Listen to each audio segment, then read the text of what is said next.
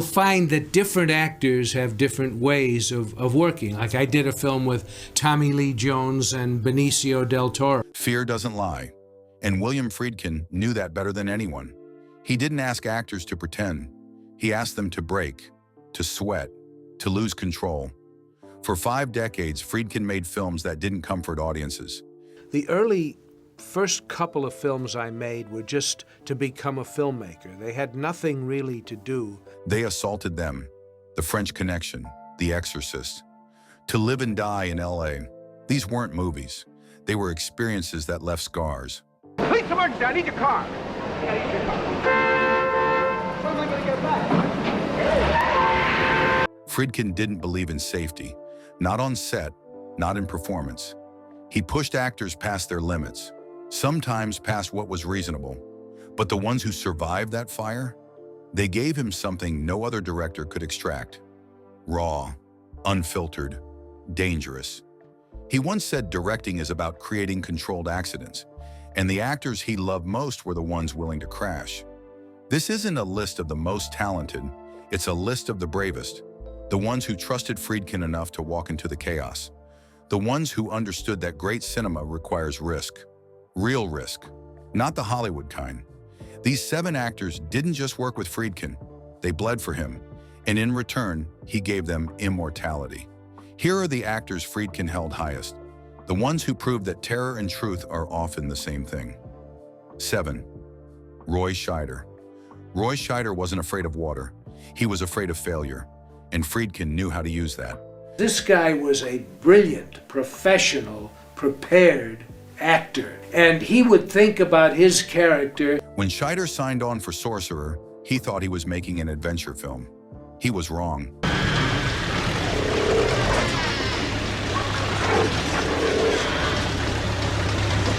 Friedkin took him to the Dominican Republic, to the jungle, to hell.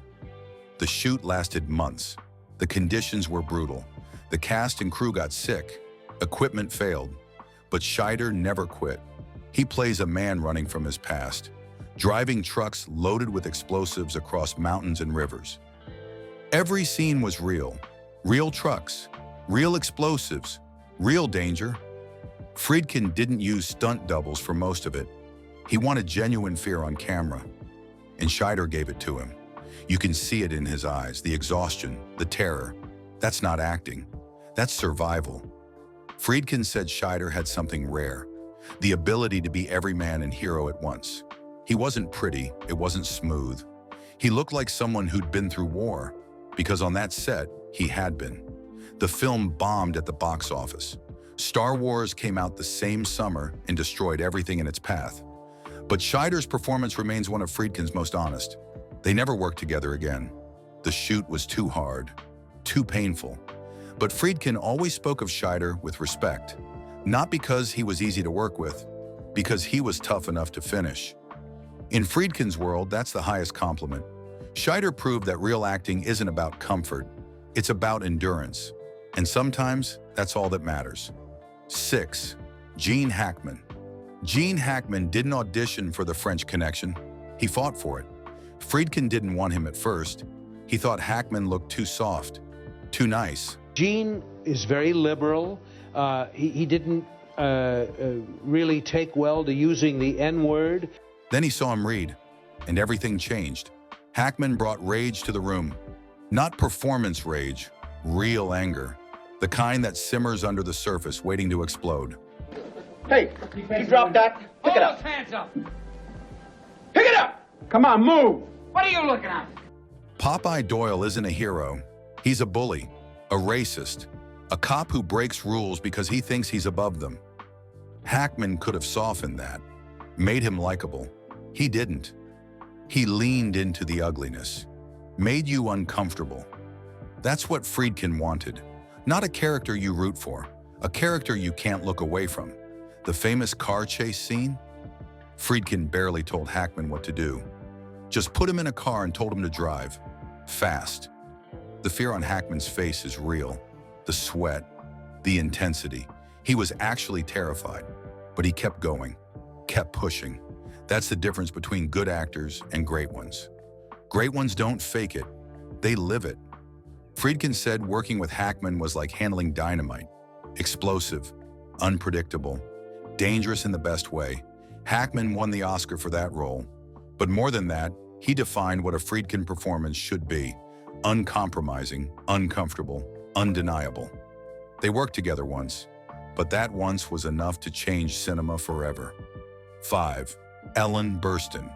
Ellen Burstyn didn't know what she was signing up for. Nobody did. You can't make a film like this and blow. You've got to keep total control. The Exorcist wasn't just a horror film, it was an endurance test, and Burstyn was at the center of it. What are you talking about, for Christ's sakes? Did you see her or not? She's acting like... She plays Chris McNeil, a mother watching her daughter become something else, something evil. Friedkin needed her terror to be real, so he made it real. During one scene, Burstyn gets thrown across the room by an invisible force. Friedkin rigged a harness, told the stuntman to pull her back hard. He pulled too hard. Burstyn hit the floor and screamed. The scream in the film? That's real pain. She injured her back. Friedkin kept the take. She was furious, but she also understood. The film required sacrifice. What makes Burstyn's performance remarkable isn't the big moments, it's the small ones. The way she watches her daughter change, the confusion, the denial, the slow collapse of everything she believes. Burstyn doesn't play grief, she channels it. You feel every second of her breaking. Friedkin later admitted he pushed too far on that film, hurt people, broke trust, but Burstyn never spoke badly of him. She said he knew what he needed and he got it. That's not forgiveness, that's recognition. She gave him everything. And in return, he gave her one of the most iconic performances in horror history. The cost was high, but the result was eternal. 4. William Petersen. William Petersen was unknown when Friedkin cast him in To Live and Die in L.A. Wouldn't you love to make 1.5 films a year, or maybe 2 like he does? A theater actor from Chicago. No film experience, no star power, just intensity. Hold on!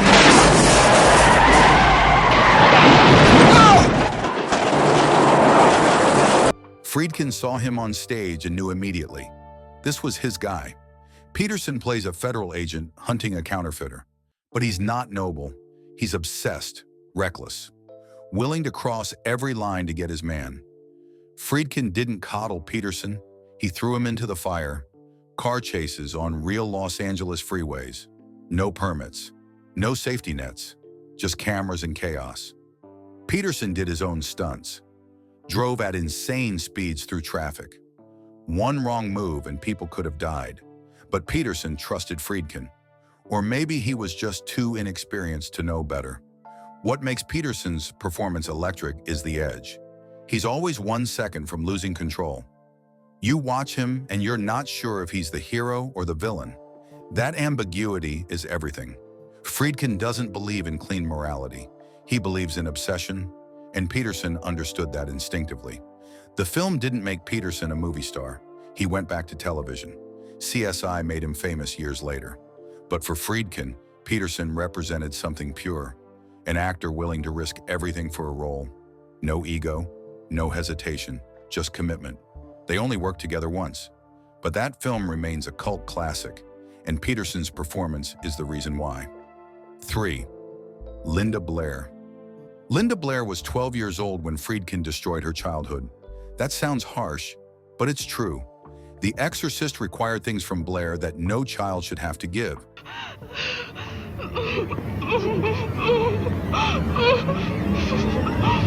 She was thrown, slapped, put in freezing rooms for hours.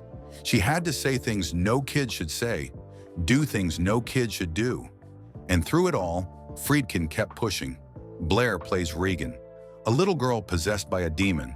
The role required her to transform, from an innocent child to something monstrous. The makeup took hours. The contact lenses were painful. The harness for the bed scenes left bruises. But Blair never complained. She trusted the adults around her, trusted that Friedkin knew what he was doing. What's terrifying about Blair's performance isn't the special effects, it's her eyes. Even under all that makeup, you see her, the confusion, the fear. She wasn't just playing possessed. Part of her was lost in that role. Friedkin knew that. He used it. Some say he exploited it. Maybe he did. But the result is undeniable. Blair's life after The Exorcist was difficult. The role haunted her. Hollywood didn't know what to do with her. But Friedkin always defended her, said she gave him everything, said she was braver than most adult actors he'd worked with. Their relationship was complicated, but in that film, Blair proved something. That great performances sometimes require sacrifices nobody should have to make. 2. Jason Miller. Jason Miller was a playwright, not an actor. Well, not a film actor. He'd done theater, won a Pulitzer.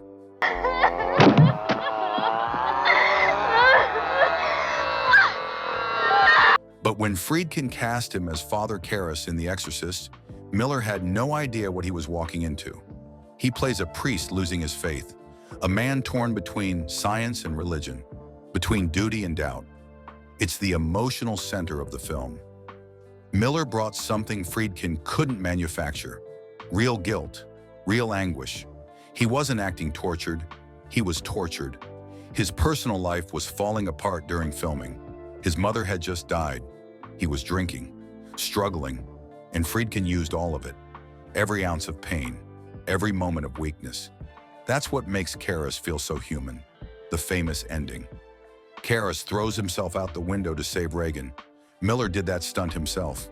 Down those concrete steps in Georgetown, Friedkin barely protected him, just told him to fall and make it look real. Miller broke bones, bruised everything, but he did it because Friedkin convinced him it was necessary, that the film needed that truth. Miller never became a movie star. He went back to the theater, wrote plays, did small film roles. But Father Karras lives forever because Miller gave Friedkin something you can't fake. A man actually breaking, actually sacrificing himself. Friedkin said Miller was the soul of that film. Without him, the horror doesn't matter. With him, it becomes a tragedy, and tragedy lasts longer than fear. 1. Max von Sydow. Max von Sydow only appears in the last 30 minutes of The Exorcist, but he's the reason the film works. He plays Father Marin. Your cock up her ass, you motherfucking worthless cocksucker. Be silent! The old priest who's faced this demon before? Von Sydow was only 43 when filming began. They aged him 30 years with makeup, made him look ancient, fragile, dying, and von Sydow inhabited that completely. Friedkin said directing von Sydow was like directing silence.